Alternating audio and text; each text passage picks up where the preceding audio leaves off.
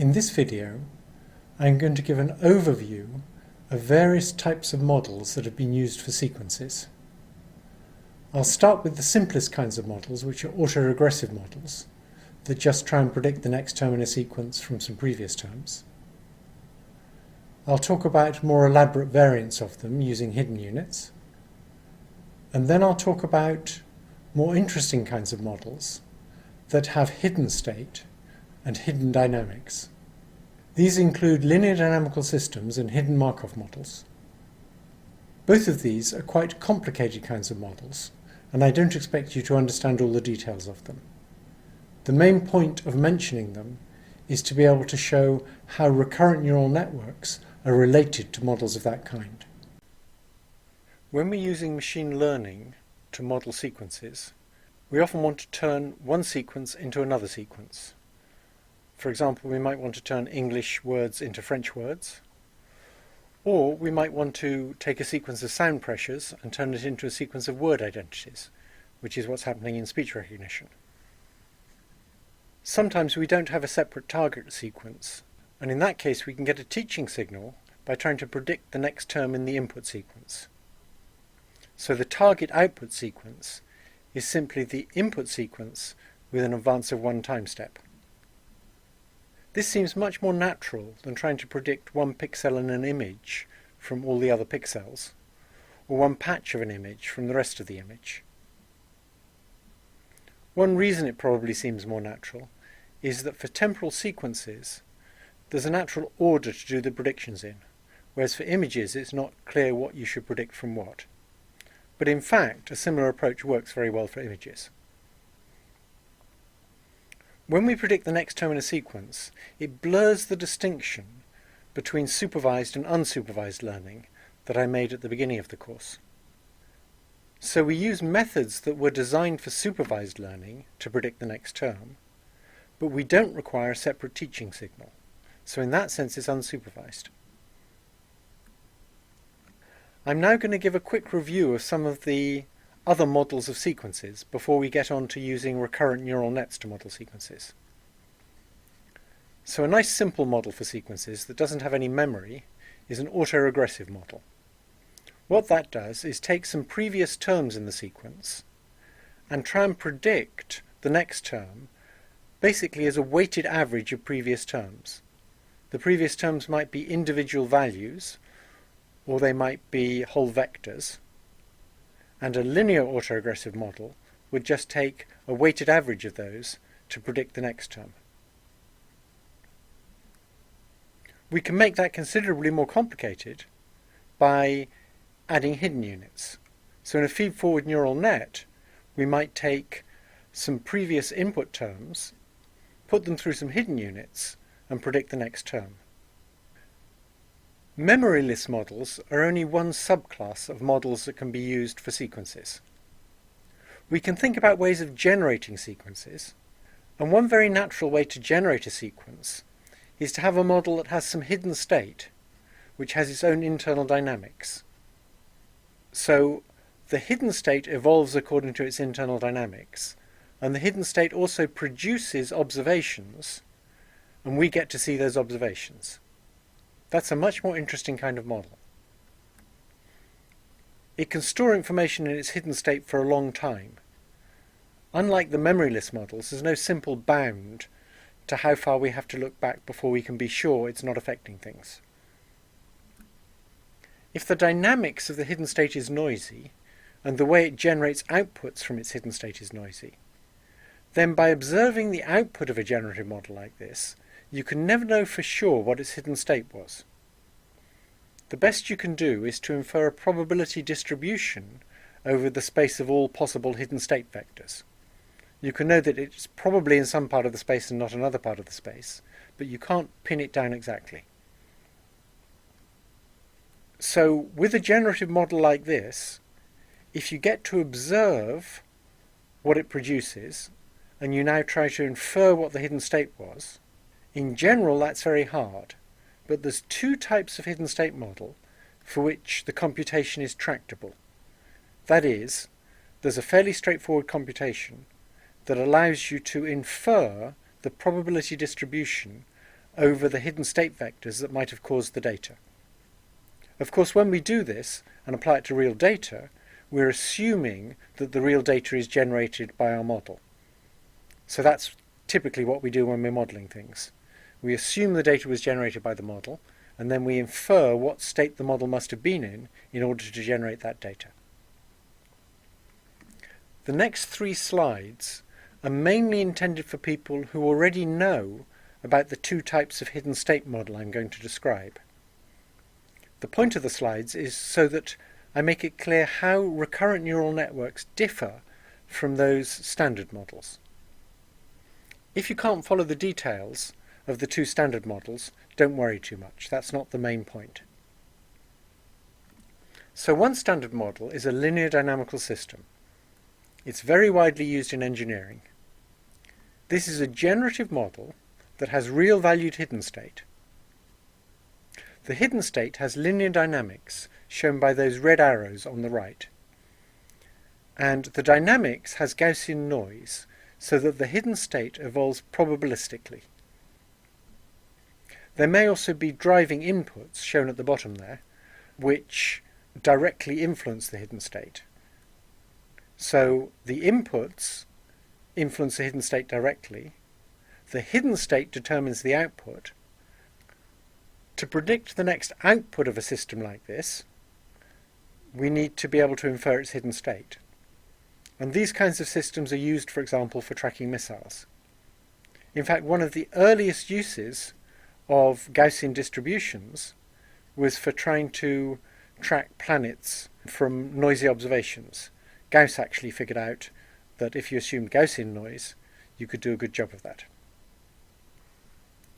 One nice property that a Gaussian has is that if you linearly transform a Gaussian, you get another Gaussian.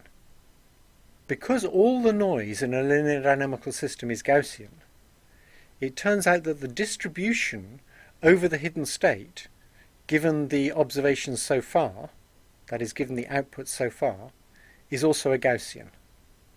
It's a full covariance Gaussian, and it's quite complicated to compute what it is, but it can be computed efficiently, and there's a technique called Kalman filtering that's an efficient recursive way of updating your representation of the hidden state given a new observation.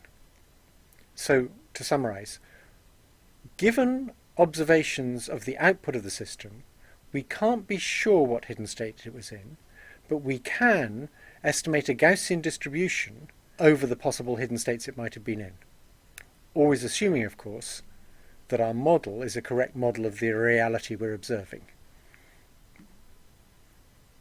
A different kind of hidden state model that uses discrete distributions rather than Gaussian distributions is a hidden Markov model. And because it's based on discrete mathematics, computer scientists love these ones. In a hidden Markov model, the hidden state consists of a 1 of n choice. So there are a number of things called states, and the system is always in exactly one of those states.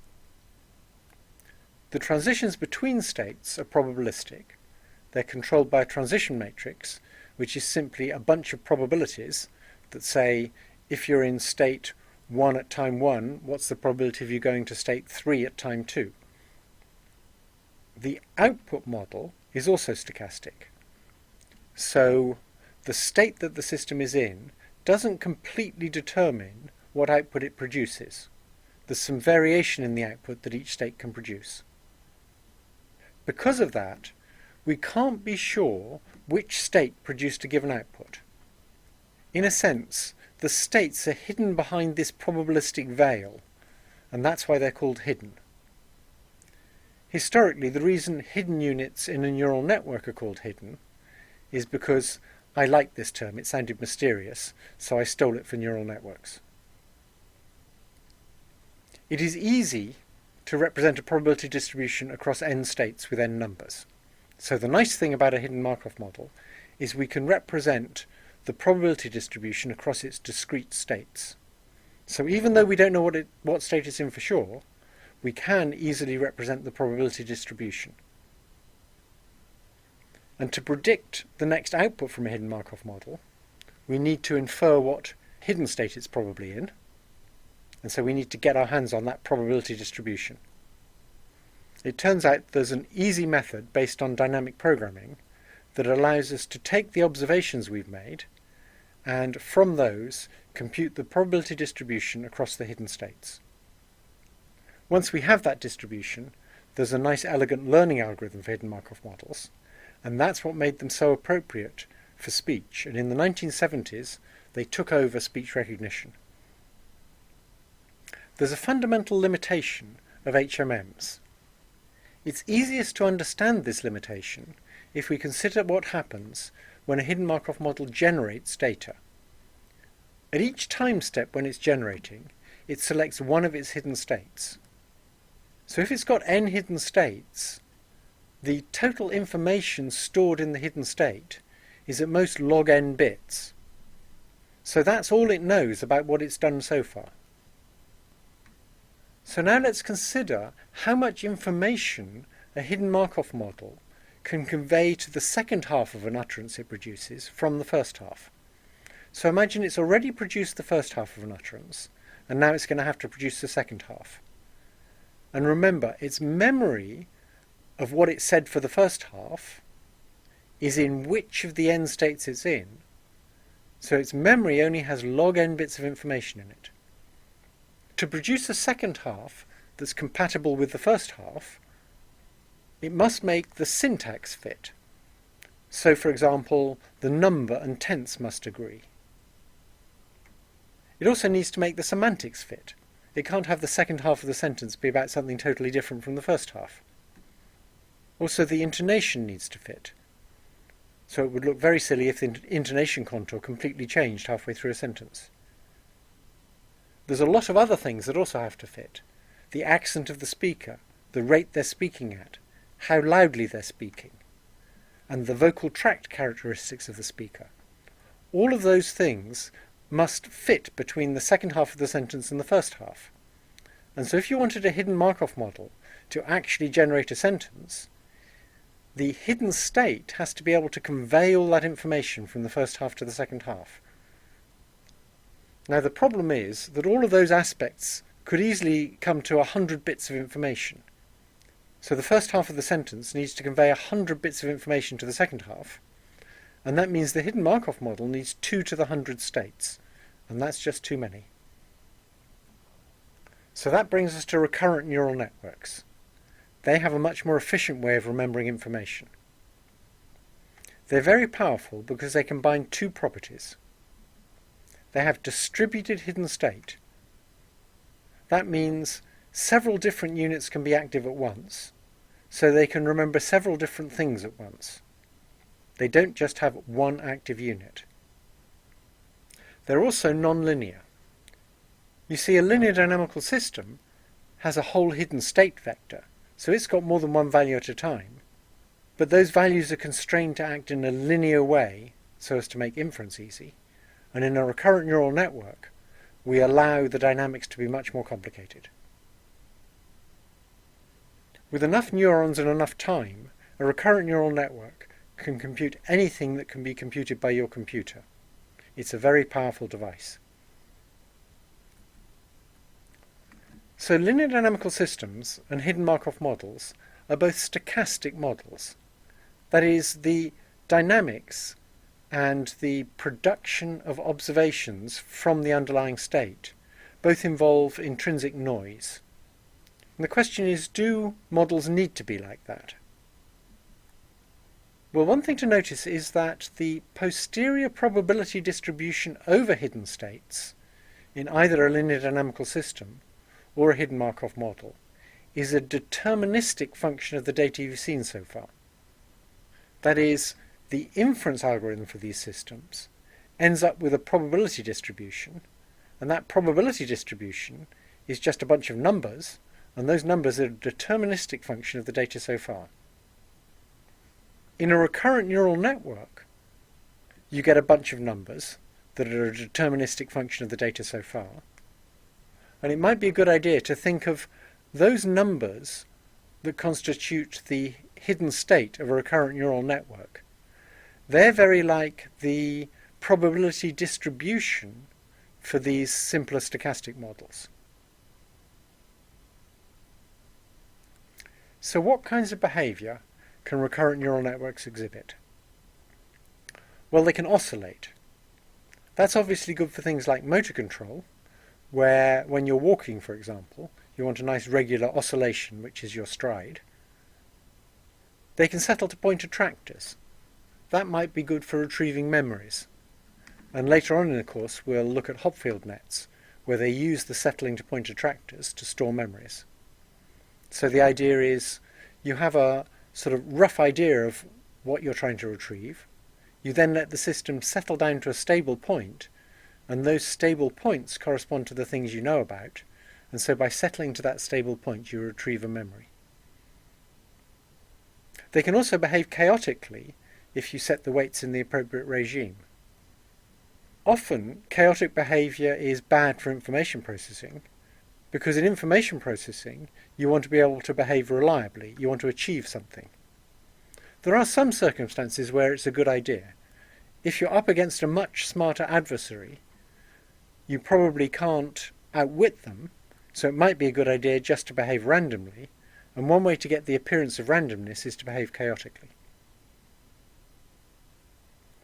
One nice thing about RNNs, which a long time ago I thought was going to make them very powerful, is that an RNN could learn to implement lots of little programs using different subsets of its hidden state. And each of these little programs could capture a nugget of knowledge. And all of these things could run in parallel and interact with each other in complicated ways. Unfortunately, the computational power of recurrent neural networks makes them very hard to train. For many years, we couldn't exploit the computational power of recurrent neural networks. There were some heroic efforts. For example, Tony Robinson managed to make quite a good speech recognizer using recurrent nets. He had to do a lot of work implementing them on a parallel computer built out of transputers, and it was only recently that people managed to produce recurrent neural networks that outperformed Tony Robinson's ones.